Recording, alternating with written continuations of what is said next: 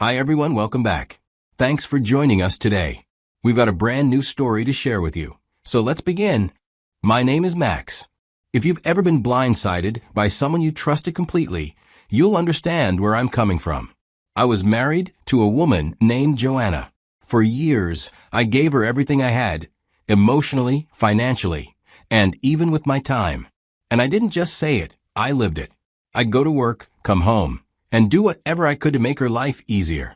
But what I refused to see was that while I was loving her fully, she was cheating right under my nose with someone I didn't even know existed until everything came crashing down.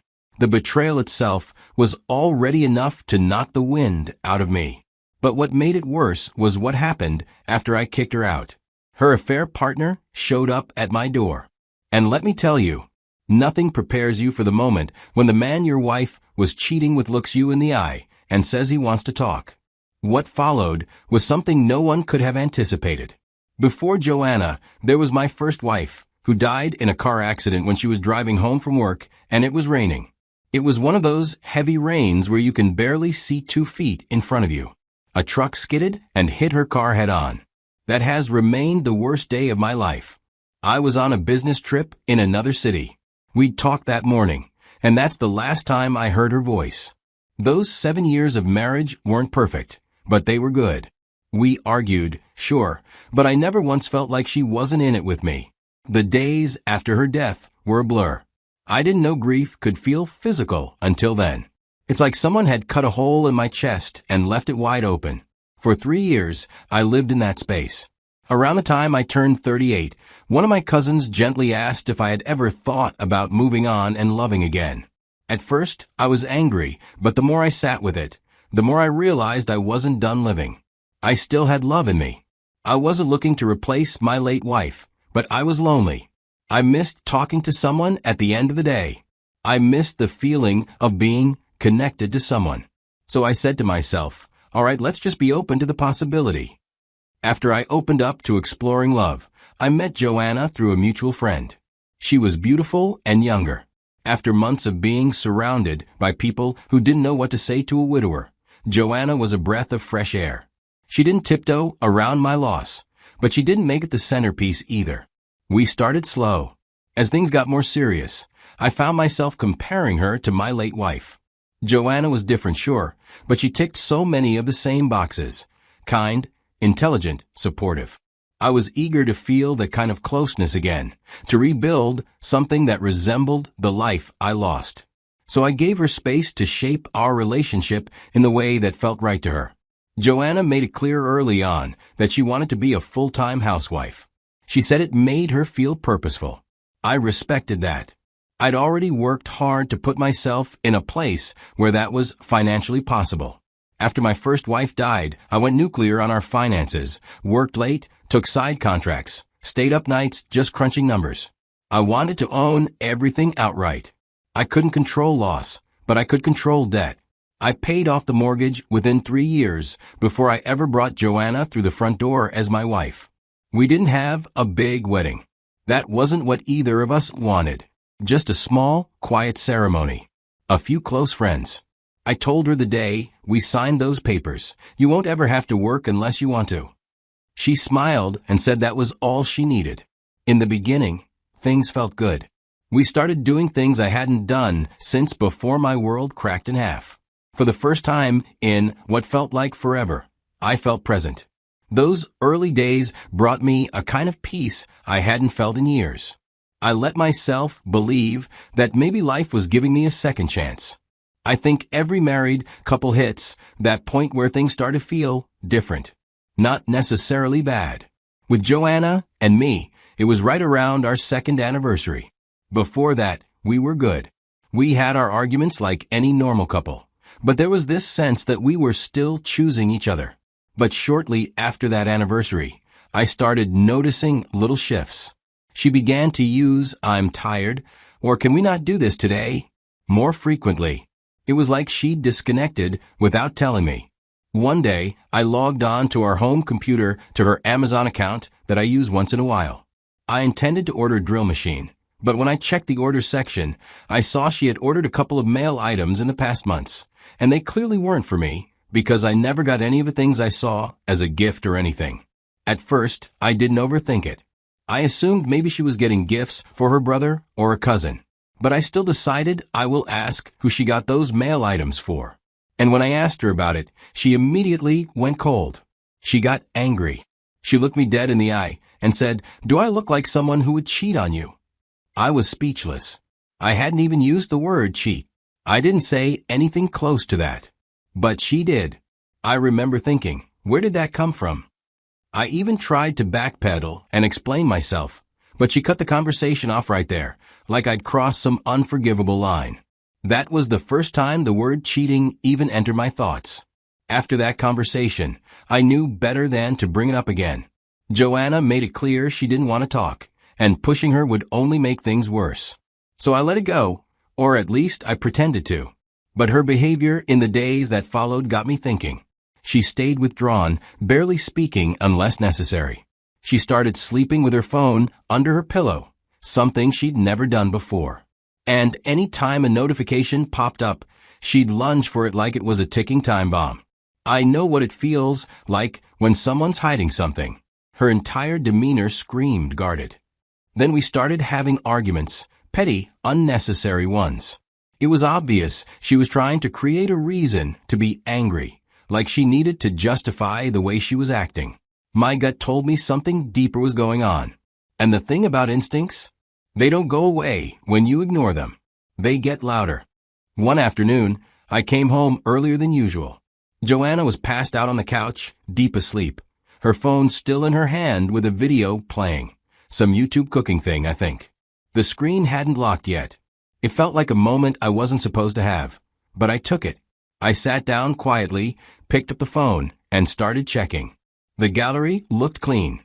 Nothing weird in the photos. But the messages? That's where it got concerning.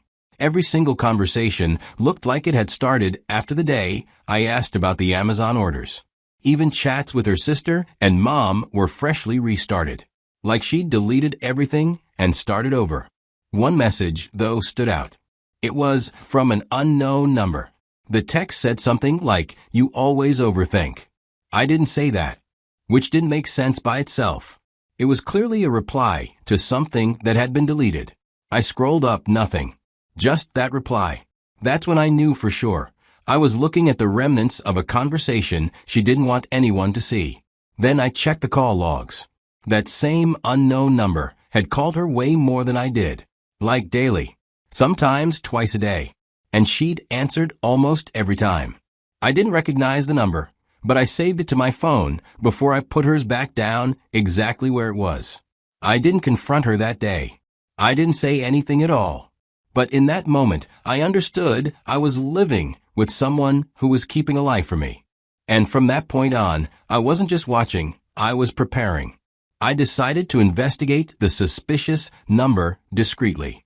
I just didn't have the proof to back it up yet. So, I didn't come at Joanna with accusations. I didn't want to be that guy who throws around baseless claims and ends up apologizing for making a mess out of nothing. When I started digging, to my surprise, I found out the number was linked to a neighbor, one I barely ever spoke to.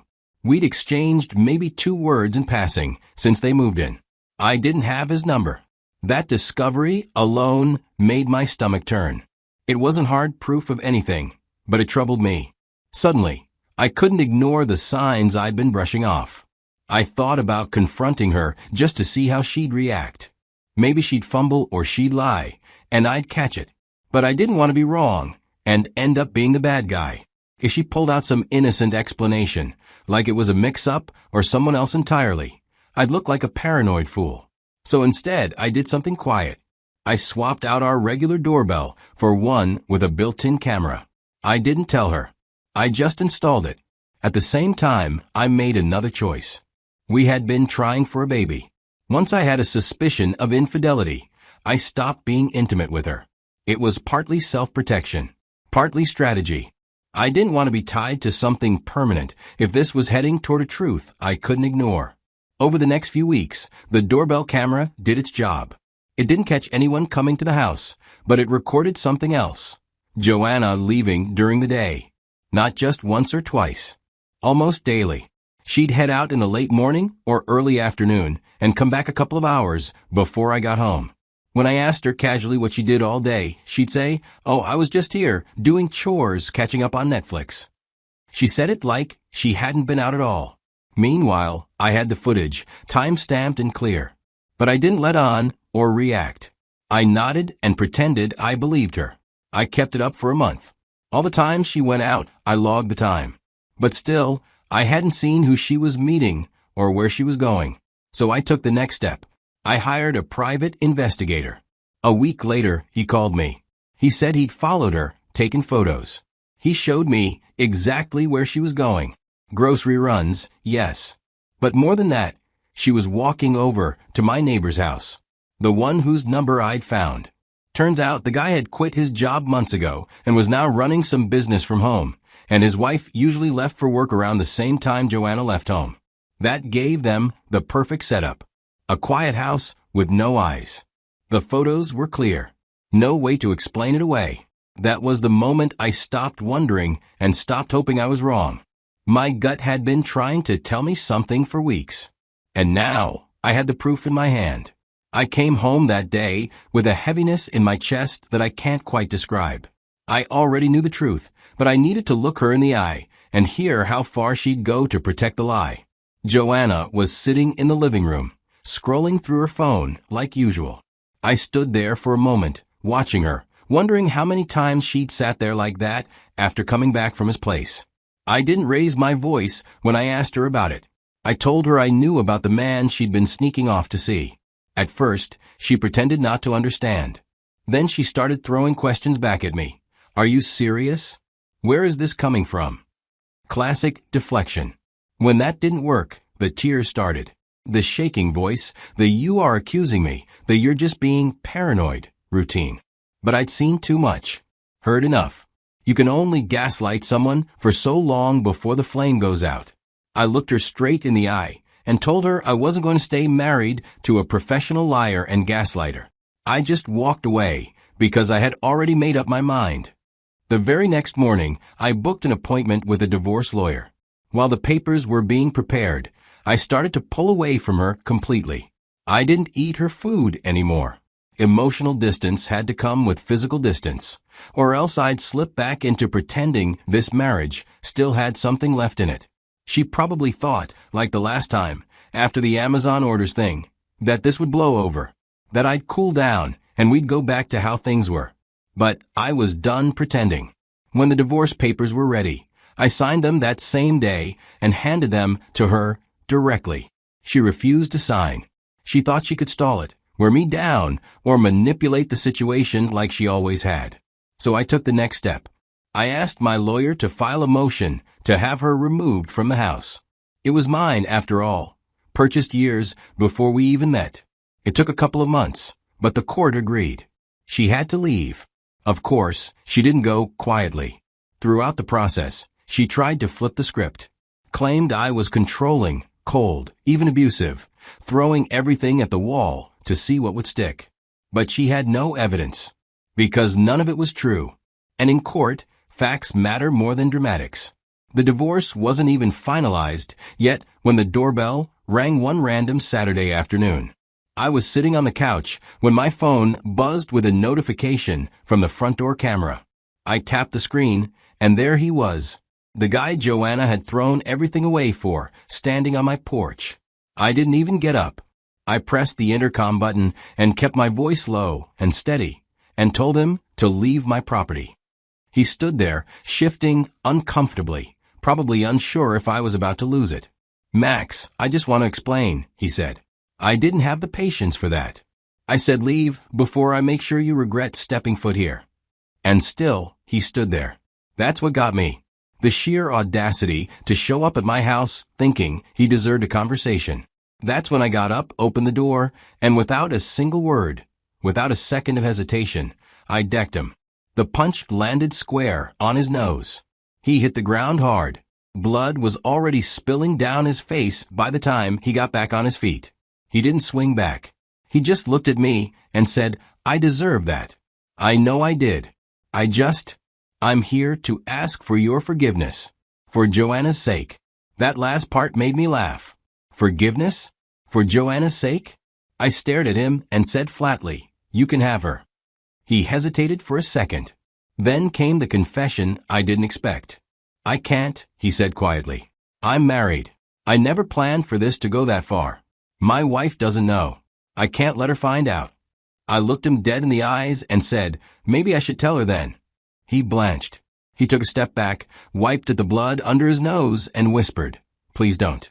I've already ruined enough." I didn't say anything after that. This was who Joanna risked everything for. And now he was begging me not to wreck his home. "Last warning," I said. "Get off my property." He turned and left without another word. Never called the cops. Never tried to get even. I never followed through on my threat to tell his wife. Didn't need to. A few months later, I heard they were getting divorced too. Maybe karma finally did its job. Or maybe his wife found out on her own. The divorce dragged on longer than I thought it would, about 9 months, even though our marriage had barely lasted 5 years and there were no kids involved. I thought the end would bring some sense of relief, but honestly, it just felt empty at first. You don't spend years building a life with someone and walk away without bruises, no matter how badly it ended. During that time, I learned something simple but important. If you don't take care of yourself, nobody else will. So once everything was signed, sealed, and official, I stopped asking questions. Instead, I focused on getting myself back.